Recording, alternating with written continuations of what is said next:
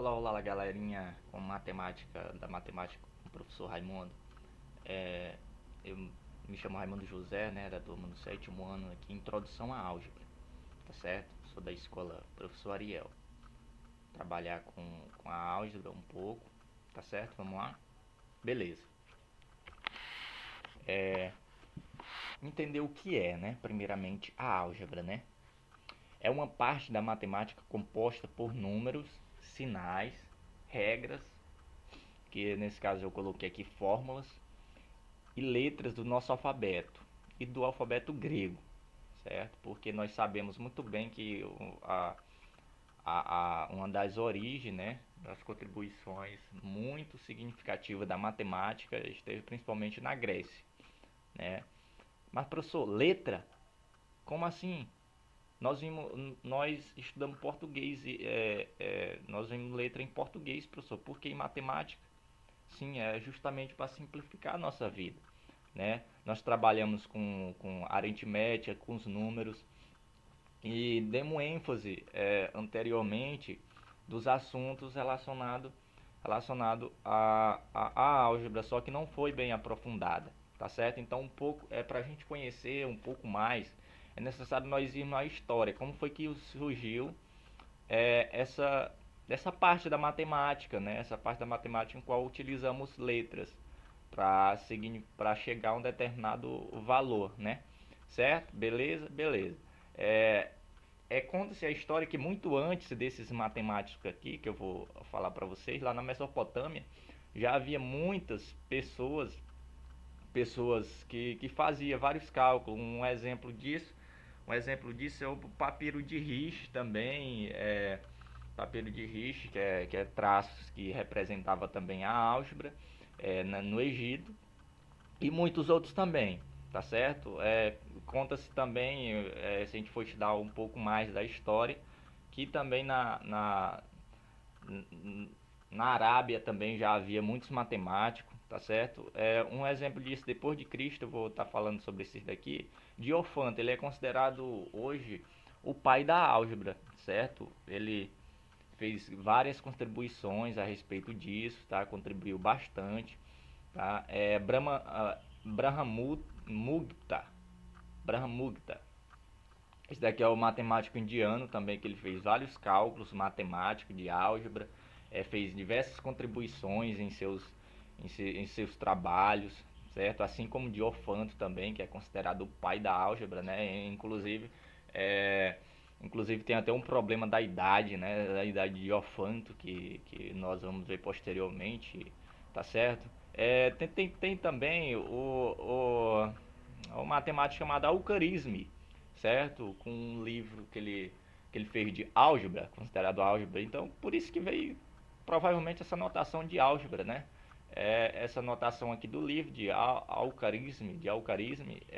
Lembrando que esses daqui foram depois de Cristo que houve essas contribuições, né?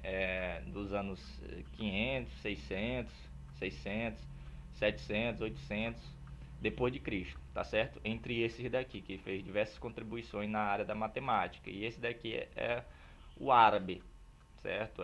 Ele vivia naquelas regiões da Arábia e assim, com relação com relação à participação e também contribuições na área da matemática, ele fez diversas, certo?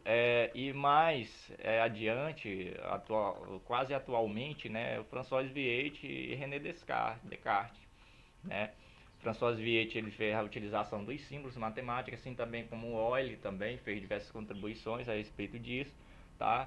E René Descartes ele fez uma das coisas bem interessantes e bem que nós utilizamos bastante é a questão do plano cartesiano, tá?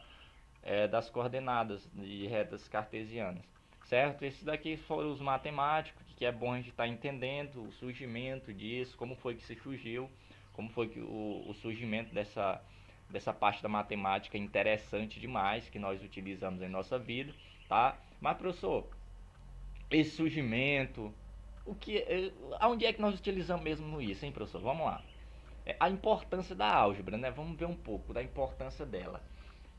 nós sabemos muito bem que a questão da velocidade média, por exemplo, a velocidade média de um determinado carro, numa velocidade, ela é dividida, é o espaço dividido pelo tempo, né? Pela variação do tempo, o espaço, a variação do espaço dividido pela variação do tempo, certo? Então, é a partir de uma fórmula matemática que nós conseguimos chegar à velocidade média, assim também como um imposto de renda, tá? Aqueles que têm os seus pais ou mesmo faz esse tipo de pagamento do imposto de renda é calculado a partir de uma fórmula matemática, certo? O IMC também da mesma forma, é mesmo? É sim. O IMC, ó, o índice de massa corporal, é, é o peso da pessoa dividido pela altura. A altura ao quadrado, né? Que a gente pode estar chamando aqui, mas é altura vezes altura, tá certo? Que nós calculamos o IMC. Beleza, beleza. E a conta de luz também, professor. Onde é mesmo que a conta de luz tem notação matemática, hein, professor? Tem letra relacionada a isso, certo? Para a gente saber a quantidade de luz que a gente paga, o valor ideal, existe um cálculo matemático, existe uma notação algébrica sobre isso, tá? Sobre essa questão da conta de luz. Professor, mas o senhor veio agora com a imagem aqui do Albert Einstein, né? Albert Einstein vê na teoria da relatividade é constituída de fórmulas matemáticas, certo? De fórmulas, de símbolos matemáticos, tanto grego como também letras, né? E isso tudo isso daqui é uma das partes daquilo que nós vemos da importância da álgebra, certo? Existem várias outras, certo? E muitas outras também que nós podemos imaginar, tá certo? Na área financeira e por aí vai, tá certo? Isso daqui foi só uma introdução da importância daquilo, da álgebra, desse assunto que nós estamos tratando, tá certo? Beleza? Beleza. Agora vamos lá, sentença matemática, né? O que é mesmo isso, hein, professor? Sentença matemática? Certo, beleza. A sentença matemática, gente, é a gente fazer a transferência da notação falada, da língua falada, para a sentença matemática. Mas, professor, o que é isso mesmo? Tipo, eu tenho esse exemplo aqui, o dobro de um número é igual a 6. É igual a 6, por exemplo. Um exemplo bem básico, né? Aí aqui essa notação é a notação matemática, a linguagem matemática, tá certo? Certo? A linguagem matemática nós entendemos dessa forma, esse daqui, ó, certo?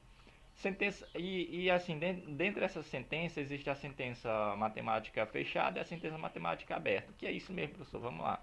É a partir desse exemplo aqui, ó. 2 é, é menor do que 6. 6 é maior do que 2. Isso está certo, beleza. Esse daqui também é óbvio, né? Se eu fazer essa soma aqui, é óbvio que vai dar esse valor aqui, tá certo? Então não existe algo aí que dá pra gente, que não dá pra gente saber. Aqui, esse daqui, nós já sabemos como é que vai ficar, tá certo? Então, isso nós chamamos de sentença matemática fechada, quando o resultado já é óbvio pra gente, certo? Existe outra também, sentença matemática aberta. Sentença matemática aberta é quando há algo para a gente descobrir, tipo esse daqui. 3 mais 2 vezes algum determinado número é igual a 15, certo? Qual é esse número, professor? Como assim? Né? 2 mais x é igual a esse daqui. Eu não sei ainda o valor. Então, se eu não souber o valor, é chamada de sentença aberta, porque é necessário fazer alguns cálculos que nós vamos estudar posteriormente, de como se resolve essa que nós chamamos de equação, tá? Essa equação aqui que nós vamos ver posteriormente, tá certo? Então, sobre a sentença matemática existem esses sinais aqui, esses símbolos, tá? Esse daqui é o de igual, todo mundo já conhece, certo? Esse daqui é de diferente, esse símbolo aqui. Esse outro aqui é de menor que, tá? Que nós iremos utilizar em equações futuramente. Esse daqui é de maior que, tá certo? Esse daqui é de implica, tá? Uma equação dessa implica a outra. E esse daqui é de equivalência, tá certo? Um é equivalente a outro, tá certo? Então, muito obrigado aí a cada um de vocês e na próxima aula nós iremos saber como é que faz o cálculo de uma expressão algébrica bem parecido com essa, tá certo? Muito obrigado.